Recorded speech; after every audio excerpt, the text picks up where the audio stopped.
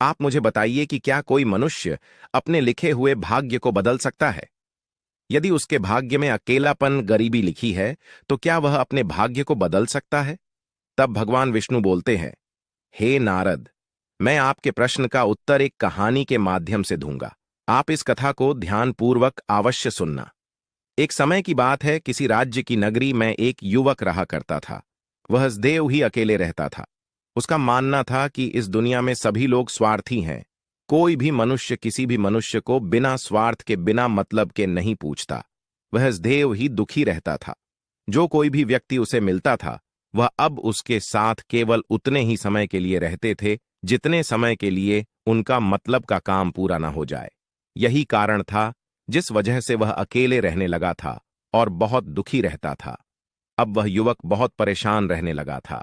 उसे लगने लगा था कि कोई भी उसके घर में उससे प्रेम नहीं करता। सभी लोग केवल मतलब के लिए पूछते थे और काम होते ही दूर चले जाते थे। एक दिन वह युवक अपनी परेशानियों से तंग आके घर छोड़ के चला जाता है। चलते चलते वह एक आश्रम के पास पहुंच जाता है। उस आश्रम के सन्यासी अपने सभी शिक्षकों को ज्ञान की बातें बता रहे थे। तभी एक शिष्य अपने गुरुजी से पूछता है, हे गुरुजी, यह साधना क्या है? इस संसार में लोग पूजा पाठ साधना क्यों करते हैं? तब सन्यासी बोलते हैं, हे वत्स, कोई भी मनुष्य इस साधना में विलीन हो जाता है। जो कोई भी मनुष्य इस साधना में विलीन हो जाता है, वह अकेला हो जाता है।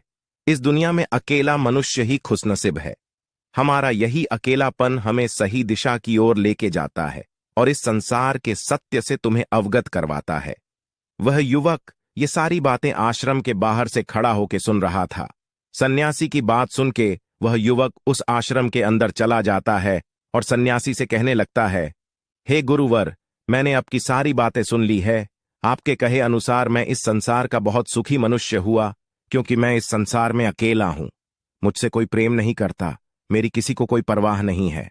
अब आप ही बताइए, इस प्रकार मैं अकेला हूं और आपके कहे अनुसार मैं सुखी हुआ। उस युवक की बातें सुन सन्यासी हंसने लगे और बोले, ये तुम किसे लेके आए हो अपने साथ? सन्यासी की बात सुन वह युवक पीछे मुड़ के देखने लगता है, परंतु उसे पीछे कोई दिखाई नहीं पड़ता। तब वह युवक बोलता है, हे गुरुवर, मेरे साथ तो कोई नहीं है। तब सन्यासी बोलता है, यह तुम अपने रिश्तेदारों, मित्रों, सगी संबंधियों को अपने साथ क्यों लाए हो? सन्यासी की बात सुन युवक फिर हैरान हो जाता है और पीछे देखने लगता है। उसे अपने पीछे कोई भी दिखाई नहीं पड़ता। फिर यह सन्यासी से बोलता है, हे गुरुवर, मैं आपकी शरण में आया हूं। कृपया करके आप मुझे अपना शिष्य बना लीजिए। मैं इस आश्रम में रहकर साधना करना चाहता हूं। युवक की बात सुन सन्यासी बोलता है, ठीक है, तुम मेरे आश्रम में रह सकते। यदि तुमने मेरी सारी बातें 1 माह तक मानी, तो तुम्हें साधना की प्राप्ति हो जाएगी। जैसा जैसा मैं तुमसे करने को बोलूंगा, तुम्हें ठीक वैसा ही करना होगा। सन्यासी की बात सुन युवक उस आश्रम में रहने के लिए मान जाता है। अगली सुबह सन्यासी सुबह जल्दी उठ के उस युवक के पास जाता है और बोलता है, हे युवक, तुम इतनी सुबह सुबह किससे बातें कर रहे हो? युवक कहता है, मैं भला किससे बात कर सकता हूं? मेरे सिवा इस कक्ष में कोई नहीं है। तब सन्यासी उस युवक को आंख बंद करके साधना करने के लिए कहता है। युवक को पहले दिन ये सब करने में बहुत परेशानी होती है। गुरुजी उस युवक को बोलते हैं, यदि तुम्हें ज्यादा देर तक बैठने में कोई भी अड़चन हो रही है, तो तुम उठकर थोड़ा घूम फिर सकते हो। फिर थोड़ी देर बाद आके फिर से साधना कर सकते हो। फिर अगली सुबह होती है, गुरुजी उस युवक के पास जाते हैं और बोलते हैं, तुम आज फिर सुबह सुबह किससे बातें करने में लगे हुए हो? तुम्हें पता नहीं है क्या तुम्हारे साधना करने का समय हो गया है? गुरुजी की बातें सुन युवक बहुत हैरान होता है। वह सोचता है, यह तो कोई भी नहीं है, फिर गुरुजी मुझे ऐसे क्यों बोल रहे हैं? वह मन ही मन विचार करने लगता है और साधना करने बैठ जाता है। वह युवक गुरुजी से कहता है, हे गुरुवर, यदि आंख बंद करके बैठना ही है और इसे ही साधना कहते हैं, तो वह बहुत ही आसान है, इसे तो कोई भी कर सकता है। तब सन्यासी कहते हैं, आंख बंद करके बैठने को साधना नहीं कहते। साधना करने का मतलब है अपने मन को एकाग्र करके रखना। अपने मन के केवल एक ही चीज पर ध्यान देने को साधना कहते हैं। जैसे तुम्हारे भीतर तुम्हारे सांस लेने की आवाज या बहते पानी की आवाज, हवाओं की आवाज, तुम इनमें से किसी भी चीज के बारे में सोच के ध्यान लगा सकते हो। परंतु याद रहे, जब तुम ध्यान लगाओ तो तुम्हारा ध्यान भटकना नहीं चाहिए। अगली सुबह सन्यासी फिर से उस युवक से मिलने जाते हैं और बोलते हैं, हे युवक, तुम यह शांति पाने आए हो या फिर यह कि लोगों में अशांति फैलाने आए हो? तुम्हें तनिक भी झांत नहीं है क्या यह? पर इस आश्रम में ऊंची आवाज में बात करना मना है। आज तुमसे कौन मिलने आया है जिससे तुम इतनी जोर जोर से बातें कर रहे हो? तब युवक बोलता है, हे गुरुवर, यहां पर कोई नहीं है। मैं किसी से बात नहीं कर रहा हूं। आपको ऐसा क्यों लगता है कि मैं किसी से बातें कर रहा हूं? फिर सन्यासी बोलते हैं, ठीक है ठीक है, बातों में अपना समय व्यतीत मत करो, साधना के लिए बैठ जाओ। तब युवक बोलता है, हे गुरुवर, मैं जब भी साधना करने बैठता हूं तब मेरा ध्यान भटक जाता है। आपके कहे अनुसार मैं वर्तमान की घटना को ध्यान करता हूं, परंतु मेरा ध्यान भटक के अपनी पुरानी यादों की तरफ चला जाता है। मुझे पुरानी बीती हुई बातें याद आने लगती है। मैं एकाग्र होकर साधना नहीं कर पाता। युवक की बात सुन गुरुवर मुस्कुराकर चले जाते हैं। अगली सुबह सन्यासी उस युवक के कक्ष में जाते हैं और बोलते हैं, हे बालक, ये तुमने क्या किया? कक्ष के हर कोने में आलस ही आलस दिखाई पड़ रहा है। हर तरफ तुमने आलस फैला रखी है। तुम इस आलस को खुद से दूर कर दो, अन्यथा तुम ये आलसी बन के रह जाओगे। तब युवक बोलता है, हे गुरुवर, आप रोज मुझे कहते हैं यहां कोई है, मैं किसी से बात कर रहा हूं। हे गुरुजी, आप मुझे बताइए, आप मेरे कक्ष में रोज किसे देखते हैं? वह कौन है जो मुझे दिखाई नहीं देता? तब गुरुवर कहते हैं, चलो अभ्यास के लिए चलते हैं। साधना करने से पहले युवक गुरुजी से बोलता है, हे गुरुवर, मेरा एक सवाल है, यदि आप आज्ञा दें तो मैं आपसे पूछने की कृपा करूं। तब युवक गुरुजी से पूछता है, हे गुरुवर, अब मैं पहले से ज्यादा अच्छा महसूस करने लगा हूं। अब मैं जब अपनी सांसों में ध्यान लगता हूं तो मुझे बहुत ही अच्छा महसूस होता है, परंतु जब ध्यान लगाते लगाते मुझे नींद आने लगती है, नींद के कारण मैं सो जाता हूं। सोने के बाद मेरा मन नहीं करता ध्यान लगाने का। नींद की वजह से मैं फिर सोया ही रह जाता हूं। युवक की बात सुन गुरुवर मुस्कुरा के बोलते हैं, यह तो बहुत अच्छी बात है। इतना कहकर वह चले जाते हैं। फिर अगली सुबह सन्यासी युवक के कक्ष में जाता है और बोलते हैं, हे युवक, तुमने आज फिर इतने लोगों को बुला लिया है। ये लोग तुम्हें कभी भी ध्यान नहीं करने देंगे। इन्हें तुम यहां से भेज दो। तुम तो यहां अकेले साधना करने आए थे, फिर ये लोग कौन हैं? गुरुवर की बातें सुन वह युवक मन ही मन सोचने लगता है गुरुवर पागल हो गए हैं। फिर युवक बोलता है, हे गुरुवर, आप रोज यही बोलते हैं, आखिर है कौन वह लोग जो मुझे दिखाई नहीं पड़ते? मेरी आंखें वह नहीं देख पा रही जो शायद आप देख रहे हैं। तब गुरुवर कहते हैं, चलो अभ्यास का समय हो गया है।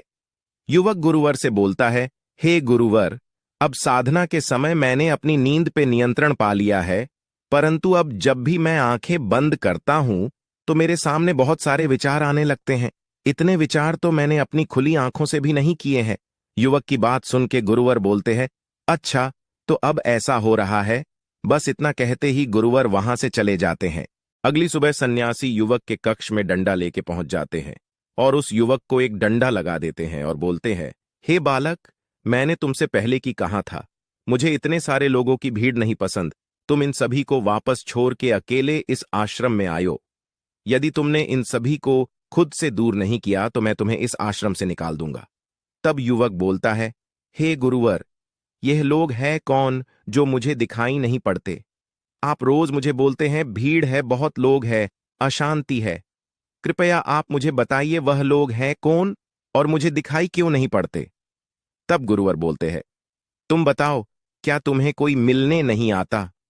तुम्हारा परिवार, तुम्हारे मित्र, तुम्हारी इच्छाएं, तुम्हारे रिश्तेदार, यह सब रोज तुमसे मिलने आते हैं।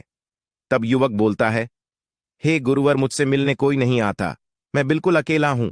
इतना सुन गुरुवर उस युवक को साधना करने के लिए बोल देते हैं और कहते हैं, यदि कोई भी मिलने आए तो मुझे बताना। थोड़ी देर युवक शांति से साधना में विलीन हो जाता है, परंतु थोड़े ही समय बाद युवक गुरुवर से बोलता है, हे गुरुजी, अभी मेरा भाई मुझसे मिलने आया है और साथ ही पिताजी भी आए हैं। वह दोनों ही बहुत परेशान हैं क्योंकि मैं उन्हें छोड़ के बिना बताए यहां आ गया हूं। मेरे भाई की तबीयत भी बहुत खराब है। मेरे परिवार के सभी लोग मुझे बहुत याद कर रहे हैं। मेरे भाई की पत्नी मेरे भाई के साथ अच्छा सलूक नहीं करती है। मेरी प्रेमिका भी मुझे बहुत याद कर रही है और मुझसे शादी के लिए पूछ रही है। मेरे मित्र मुझे धोखेबाज समझ रहे हैं। इतना सब कहते ही वह युवक कुछ समय के लिए शांत हो जाता है। फिर थोड़ी देर बाद वह युवक बोलता है, हे गुरुवर, मैंने बहुत बड़ा घर खरीद लिया है। अब मैं बहुत अमीर हो चुका हूं। मैं खुशी खुशी अपने परिवार के साथ रह रहा हूं। इतना कह के युवक फिर शांत हो जाता है। फिर थोड़ी देर बाद युवक बोलता है, हे गुरुवर, कोई मुझे मारने का प्रयास कर रहा है। मैं उसका चेहरा नहीं देख पा रहा। फिर युवक कहता है, हे गुरुवर, यह तो आप ही हैं। आप मुझे मार रहे हैं और कह रहे हैं इतनी भीड़ को लेके कहां जा रहे हो? तुम्हें मेरे साथ अकेले ही चलना होगा। इतना कहकर युवक अपनी साधना से बाहर आ जाता है और गुरुवर के चरणों में गिर जाता है। युवक गुरुवर से क्षमा मांगने लगता है और बोलता है, हे गुरुवर, आप इतने दिनों से सत्य कह रहे थे। मैं रोज अपने साथ इतनी सारी भीड़ को लेके आता था। इतने दिनों से मुझे कुछ भी दिखाई नहीं दे रहा था, परंतु आज की साधना के कारण मुझे सभी लोग अपने साथ ही दिखाई दे रहे हैं, जिन्हें मैं अपने साथ लेके आया था, जिन्हें साथ लेके घूम रहा था। युवक की बात सुन गुरुवर वहां से उठ के चले जाते हैं और दोबारा कभी भी उस युवक से नहीं मिलते हैं। गुरुवर के जाने के बाद भी वह युवक रोज अपनी साधना में विलीन हो जाता था। वह नित्य ही साधना करता था। फिर पूरे 1 महीने बीत जाते हैं। फिर वह युवक उन गुरुवर से मिलने के लिए जाता है। युवक गुरुवर से बोलता है, हे गुरुवर, मैंने आज अपने सभी लोगों से मुक्ति पा ली है। अब मैं बिल्कुल अकेला हो गया हूं। मैंने उन सारी भीड़ को खुद से विदा कर दिया है। युवक की बात सुन गुरुवर कहते हैं, हे बालक, अब तुम इस संसार में बिल्कुल अकेले हो गए हो। अब तुम अपने परिवार में वापस भी लौट जाओगे तो भी तुम वहां अकेले ही खुद को पाओगे। भीड़ में भी तुम अब अकेले हो गए हो। अब तुम्हें किसी से भी कोई शिकायत नहीं होगी। अब तुम अपनी हर परेशानी का हल अकेले ढूंढ सकते हो। अब तुम चाहो तो मैं तुम्हें अपना शिष्य बना सकता हूं। हे बालक, तुम यह मत सोचना कि तुम्हारी साधना 1 माह में पूर्ण हो गई है। अभी तो तुम्हारी साधना शुरू हुई है। साधना शुरू करने के लिए सबसे पहले तुम्हें अपने मन को शांत करने की आवश्यकता थी, जो अब पूरी हो गई है। गुरुवर की बात सुन युवक बोलता है, हे गुरुवर, मैं अपने घर वापस जाना चाहता हूं। मुझे अपनी सारी जिम्मेदारियां पूर्ण रूप से पूरी करनी है। यदि आप आज्ञा दें तो मैं अपने घर लौट जाऊं। युवक की बात सुन सन्यासी बोलते हैं, हे बालक, याद रहे, हमें इस संसार में बहुत कुछ सीखना है, बहुत कुछ जानना है, परंतु कभी भी कोई चीज को अपने पास अपने साथ नहीं रखना है। यदि हमारा मन शांत होगा तो हम किसी भी कार्य को बहुत ही आसानी से पूर्ण कर सकते हैं। इतना कहकर वह सन्यासी अंतर्ध्यान हो जाते हैं। तब भगवान विष्णु बोलते हैं, हे नारद जी, मनुष्य को सदैव की शांत मन से सभी कार्य को पूरा करना चाहिए। इस दुनिया में सभी लोग अकेले हैं। यहां कोई किसी का अपना नहीं है। इस संसार में जो आया है उसे जाना ही है। मनुष्य इस संसार में अकेला आता है और अकेले ही चला जाता है। इसलिए हम किसी के भी आसरे नहीं बैठना चाहिए। भगवान विष्णु की बात सुन नारद जी नारायण नारायण का जाप करते हुए भगवान की आज्ञा लेके वहां से चले जाते हैं। तो दोस्तों, उम्मीद करते हैं आपको हमारी आज की कहानी पसंद आई होगी। यदि वीडियो पसंद आई हो तो वीडियो को लाइक, शेयर, चैनल को सब्सक्राइब करना न भूले। मिलते हैं अगली वीडियो में, तब तक के लिए धन्यवाद।